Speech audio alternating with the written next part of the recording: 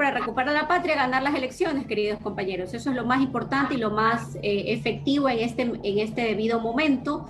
Llegar a tener una amplia mayoría en la Asamblea Nacional, dejar los escándalos de una asamblea venida menos, de desacreditaciones respecto de legisladores que venden sus conciencias a cargo de cuotas de poder, de pedir repartos, etcétera, y condicionamientos de sus votos para una u otra ley. No podemos volver a ese país, definitivamente que no. Así que es indispensable también poder decir que hoy tenemos que abrir los espacios para el diálogo con otros compañeros, quizás que no eran correístas o no se denominan correístas, pero que coinciden que el modelo de país que le conviene a los ecuatorianos es un país del progresismo como tendencia política y de justicia social. Eso es muy importante. Habrán algunos que nos digan, sí, pero es que hay unos traidores que no pueden venir a nuestras filas. Sí, tienen razón. Esos que patrocinaron, esos que permitieron la desinstitucionalización del país, con ellos es muy difícil poder conversar, definitivamente. Aquellos con los que busquen un diálogo y lo primero que digan es que acusen a Rafael de una u otra cosa, tampoco con ellos vamos a poder conversar, porque si yo creo, queridos compañeros, que la Revolución Ciudadana, por supuesto que tiene más aciertos que desaciertos, más gente honorable, honesta, comprometida y trabajadora que cree en ella que un puñado de sinvergüenzas que traicionaron la voluntad popular. Eso tenemos que tenerlo muy claro.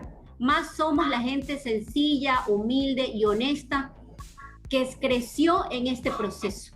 Y eso es lo que tenemos que velar porque así sea. Así que de ahí a otro que puede haber estado confundido, que en su momento Moreno lo deslumbró, que quizás estuvo un poco desorientado, bueno, a ese sí que hay que recogerlo, hay que invitarlo, hay que comenzar a discutir con ellos el modelo de país que estamos por disputarnos en el 2021. Muy bien, muchas gracias, compañera Marcela. Queremos agradecer a todas las personas que nos siguen a través de Facebook Live de la gestora Revolución Ciudadana Europa. A su vez, pedirles que compartan estas capacitaciones de formación política que tanto necesitan en este momento todos los ecuatorianos, tanto aquellos que nos encontramos en el exterior como en el extranjero. Es importante que estos mensajes sean compartidos, sean publicados para que puedan llegar a la mayor cantidad de ciudadanos, tanto en Ecuador como aquellos que nos encontramos alrededor del mundo. Tenemos otra pregunta del compañero Edgar Báez. Dice: buenas tardes, compañera Marcela.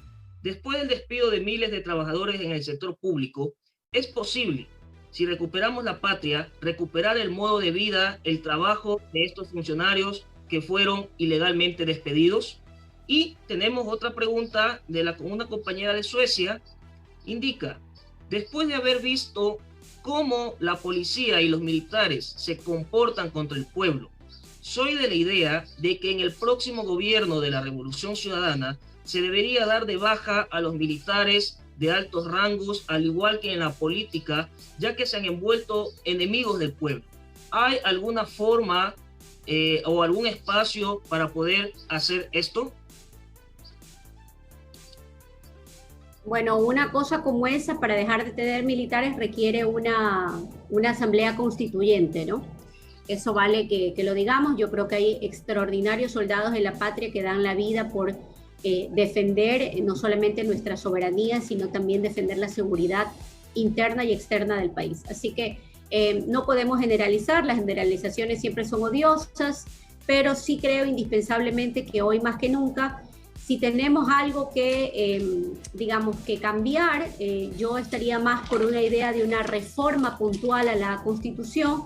Quizás vamos a tener tantas cosas que arreglar, que enfrentar, que ir hacia una asamblea constituyente me parece que no es el momento justamente ahora mismo para debatirlo. Sí a una reforma en caso de que necesitamos recuperar la institucionalidad del país, puntualmente, sobre todo con, digamos, luego de lo que fuimos objeto gracias al señor Trujillo, que hizo todo este quebranto de la democracia y de la institucionalidad del Ecuador, ¿no?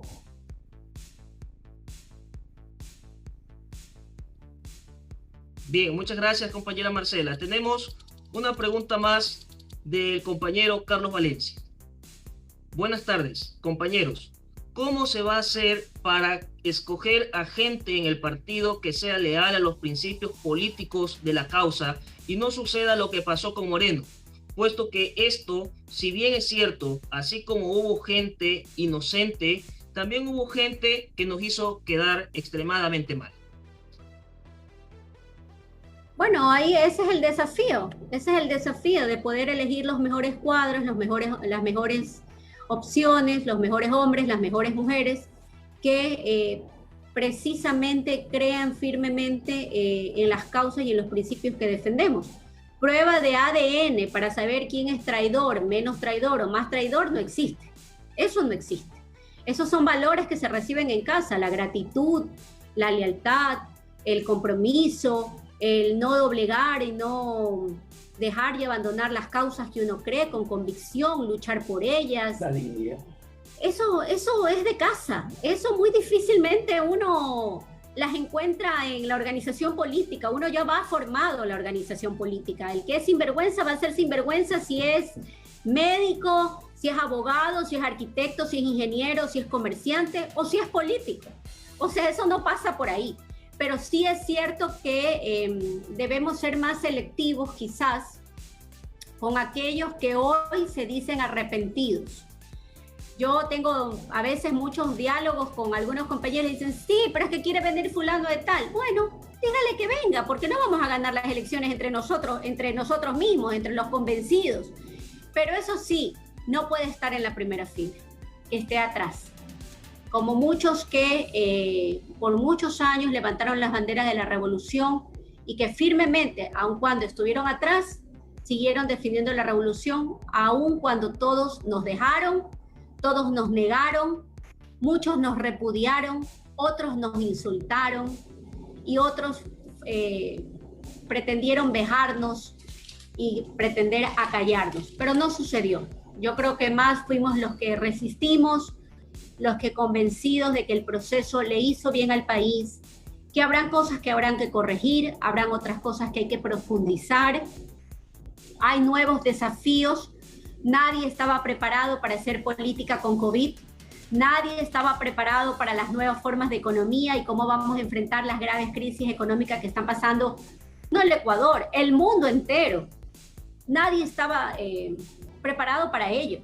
Pero sí algo comprendimos, me parece que en estos meses donde la vida nos cambió a todos, que hemos aprendido que la salud tiene que ser pública y universal. Ahí no puede haber distinción de raza, de género, de condición social. En esta emergencia sanitaria, si bien es cierto, nuestros mayor números de muertos son en las zonas de mayor desigualdad, con la cual te deja como compromiso que primero hay que atender a las zonas más vulnerables.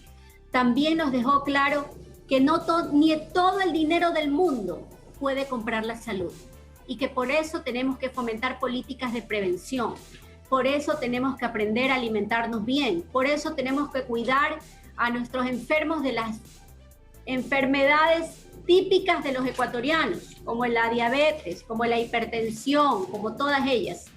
Así que hay mucha tarea por pendiente, hay que educarnos más, hay que formarnos más, hay que saber cuál es nuestra propia causa, qué defendemos. Yo todavía recuerdo en el año 2016, cuando venía la posibilidad del impuesto a la herencia, uno de los que más se opuso fue la clase media. La clase media hablaba de la herencia y yo le decía, ¿pero qué? La clase media, a duras penas nuestros padres nos dejarán su casa. No nos van a dejar muchas cosas. La clase media, clase trabajadora. Y lo primero que te decían es, estamos molestos con Rafael por el impuesto a la herencia, por el impuesto a la plusvalía. Absolutamente incomprensible. Cuando esa es la agenda de las clases más pudientes, quizás. Así que tenemos también que aprender a defender nuestras causas, las nuestras, las propias, las que nos tocan la vida. Porque seguramente, como yo digo, hoy tendrán algunos la oportunidad de que sus hijos reciban clases vía internet desde casa. Pero las grandes mayorías hoy sus hijos no pueden acceder a la educación básica. Eso es lo que debe dolernos. Si no cambiamos eso, no vamos a cambiar en el Ecuador nunca.